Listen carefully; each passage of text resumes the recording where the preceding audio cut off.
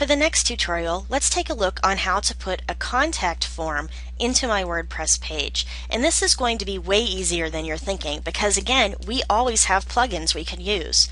So let's go to the Plugins tab on our dashboard, and we're going to go up to Add a New Plugin. From there, we're going to type into the search box Contact Form, and we're going to look for the best one for our needs. At the top, this shows us that we can do a contact form. This allows people to give us feedback easily, or we can post it to a page or one of our posts. As you can see, each of these has a rating, so we're looking for one that has a nice high rating out of all of these. So let's go ahead and take a look at this Contact Form Manager. This has 4.5 stars, so let's go ahead and see how it works. I'm going to click on Install Now and click OK, and it installed it. And let's click on Activate Plugin. Once that's done, we've got our Contact Form Manager right here. If you look here over on your dashboard now, we've got XYZ Contact, and they are the makers of the Contact Form Manager. So let's click on that, and we can choose our settings. This will allow it to prevent auto removal of break and page tags. You can enable that or keep it disabled. You can enter a star symbol for mandatory form fields. I want to keep that enabled because I want to make sure that I get the information I need, and that can include their name, their email address, their address, their company, etc.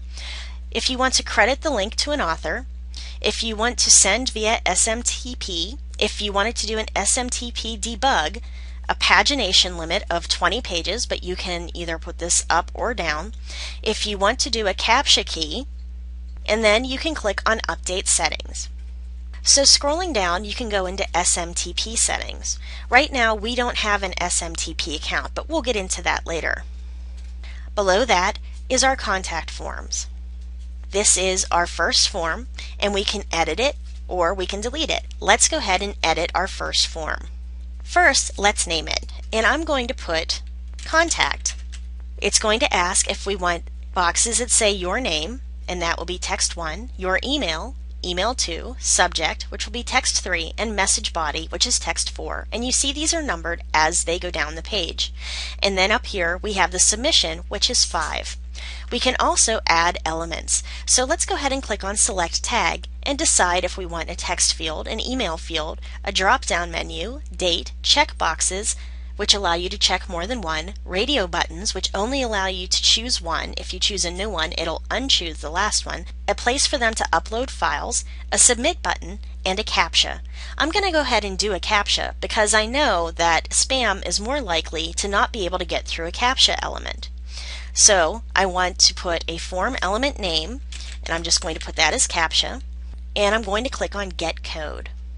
It's going to ask me to copy this code and paste it into the form on the left. So I'm going to copy between the brackets and the brackets themselves, click Copy.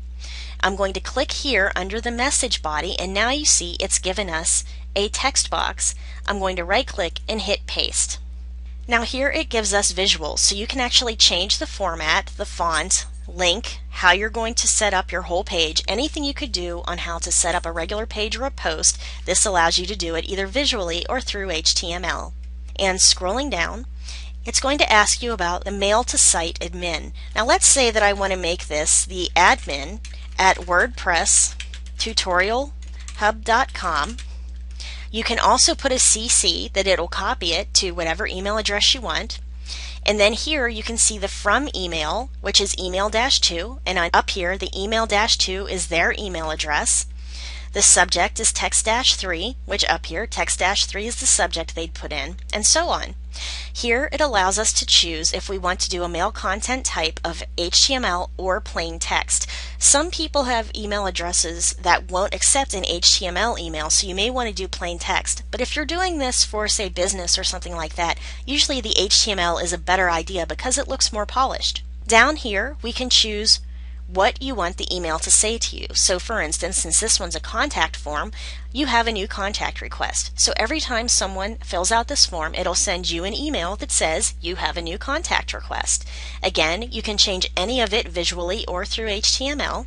And over here, it allows you to choose if you want a redirection link after they submit the form.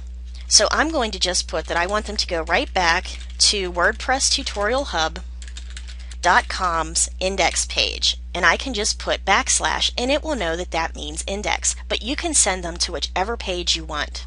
On the bottom, you can choose whether you want to send an auto reply to the sender, and this can be useful because they'll know if their email actually worked, going through to you or not. So you can disable or enable it. This will put in the sender's email, which is your email address, your name. It will send it to the email, which is email-to, sending it back to their from. Subject is 3. Again, if you want it HTML or plain text, you can choose what you want your reply to be. You can see this is very generic. Thank you for contacting us. Your email's been received and should be processed shortly.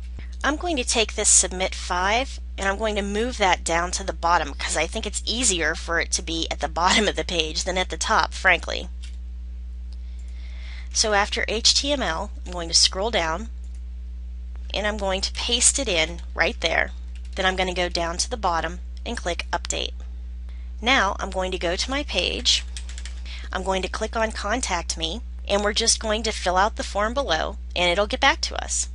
Copy my code between the colons, right click, then I'm going to go into my pages, and I've made a new page called Contact Me, and this is going to pop up on my list of pages. And I'm in HTML to make sure that this works correctly, and I typed in just fill out the form below and I'll get back to you ASAP. So I'm going to go ahead and paste that little quick form right into my page, click on Update, and I'm going to go into my page. You can see now my Contact Me shows up on my toolbar because I didn't tell it not to. I'm going to click on that, scroll down, and then here's my form. You're going to want to go in and make sure that it works by sending yourself a test email first. Fill out the CAPTCHA if you decided to use one, and click on Send. So I've sent it and it redirected me back to my index page. So that's pretty cool, right? So once that's done, in my email address, I will have gotten an email through the contact form, and I can add this person either to my contact list or I can answer any questions or concerns they may have. So you need a contact form somewhere on your sheet so you can connect with your readers. The more you connect, the more they'll come to read you, and the higher you'll get ranked, the more popular you'll become. So that's how it works. Thanks for listening to this tutorial. I hope it helped you out, and I'll see you at the next one.